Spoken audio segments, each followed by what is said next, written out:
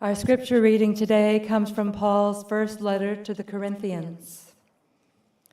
Paul was writing to a church community that was struggling with divisions, pride, and competition among its members. He reminded them that spiritual gifts, talents, and even acts of service mean nothing if they are not rooted in love. In this passage, often called the hymn to love, Paul lifts up love as the very heart of Christian faith. For our Stones of Faith series, it reminds us that faith lived out in love and generosity is what truly endures. Let us hear these words as written in 1 Corinthians 13, 1 through 13, from the Revised Standard Version, Updated Edition, the gift of love. If I speak in tongues of mortals and of angels, but do not have love, I am a noisy gong or a clanging cymbal. And if I have prophetic powers and understand all mysteries and all knowledge, and if I have all faith, so as to remove mountains, but do not have love, I have nothing. If I give away my possessions, and if I hand over my body so that I may boast, but do not have love, I gain nothing. Love is patient, love is kind, love is not envious or boastful or arrogant or rude. It does not insist on its own way. It is not irritable. It keeps no record of wrongs. It does not rejoice in wrongdoing, but rejoices in the truth. It bears all things, believes all things, hopes all things, endures all things. Love never ends. But as for prophecies, they will come to an end. As for tongues, they will cease. As for knowledge, it will come to an end. For we know only in part, and we prophesy only in part. But when the complete comes, the partial will come to an end. When I was a child, I spoke like a child. I thought like a child. I reasoned like a child. And when I became an adult, I put an end to childish ways. For now we see only a reflection, as in a mirror. But then we will see face to face. Now I know only in part.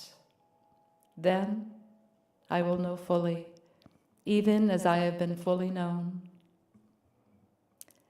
And now faith, hope, and love remain. These three, and the greatest of these is love. A word of love for us. The passage is predicated on three theological virtues in Christian tradition.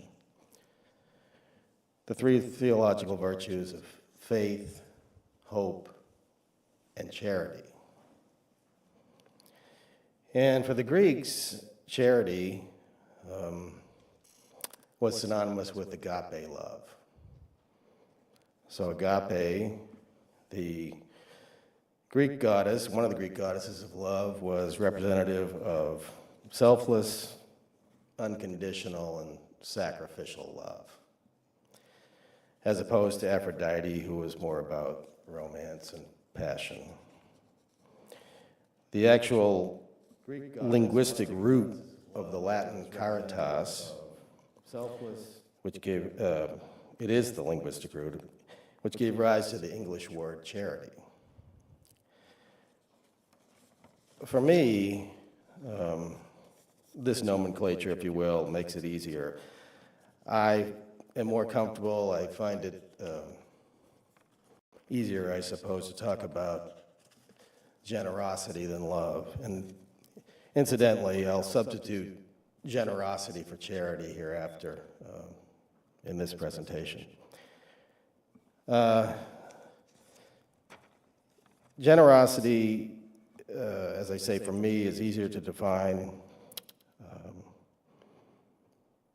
I will grant that true love is unconditional and it's grounded in humility, and we'll return to humility in a little while.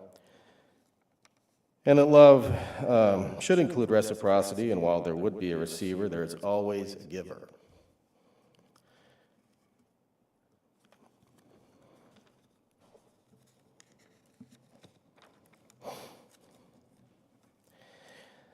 I feel generosity provides the true foundation for love, and when I talk love and generosity here, they're really interchangeable for me. There's a place for tangible and monetary contributions, but generosity is more so reflective of one's time, energy, interest. Generosity is the giving of oneself for another, and maybe as simple as just listening and understanding the plight of another, and along with a sincere hope for something better for all. Now, how did I learn love / generosity, and why? I'll tell you something about that. I feel as though I've lived a gifted life. I feel very fortunate with the family that I came from.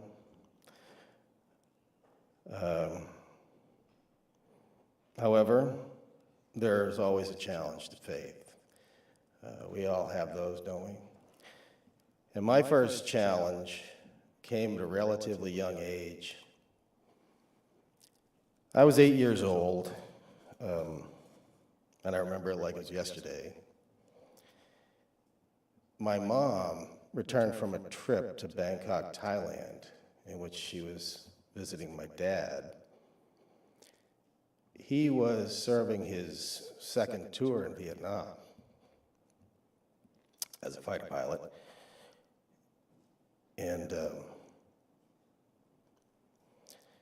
she told me, upon her return, that he wasn't coming home. And not because he was a casualty, just because our family would be dissolving. I was, well, let's just say, I was vulnerable. I was a young child, but I was old enough to understand. I was 8. But for some time, my world stopped turning.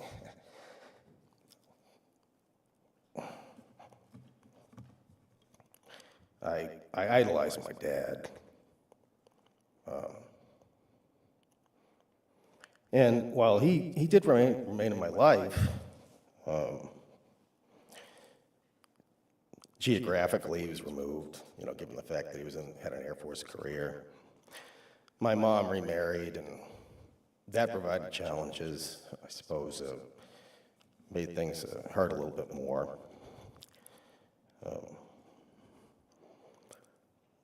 But along came, here's the gift. 2 of the most wonderful sets of grandparents you can imagine.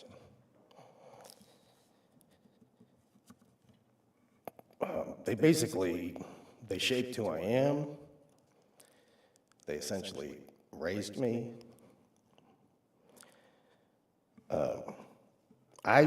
I could say that barely I had to go to school given what I learned from them.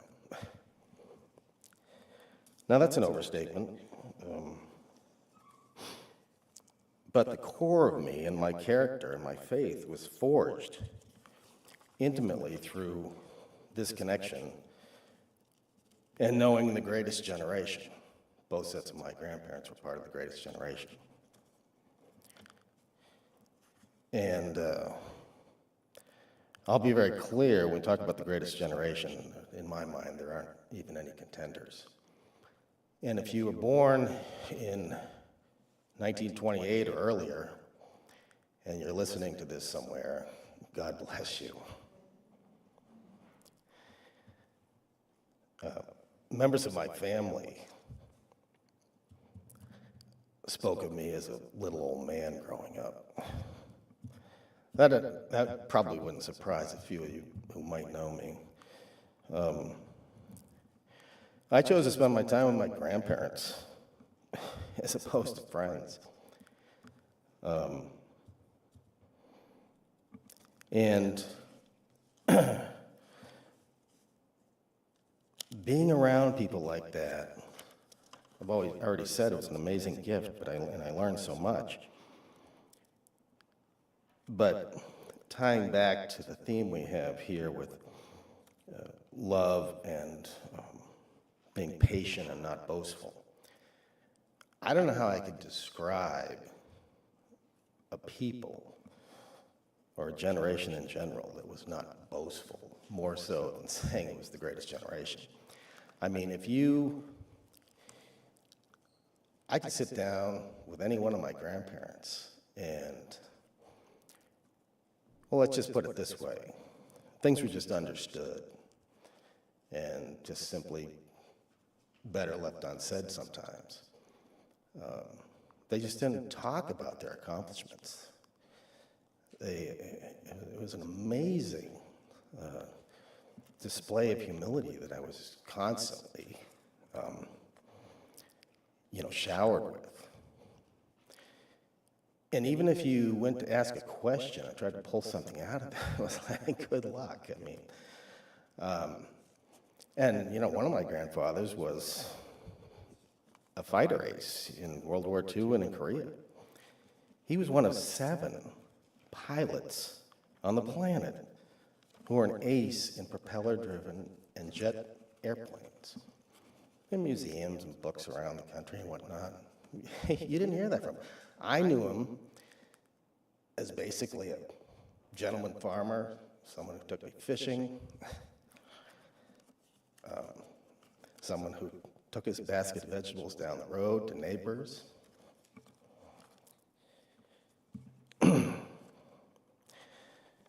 So the lessons that were taught to me, I'll just list a few. Selflessness, personal responsibility, I mean, they pretty much define that. A strong work ethic, courage, integrity. Humility I've talked about.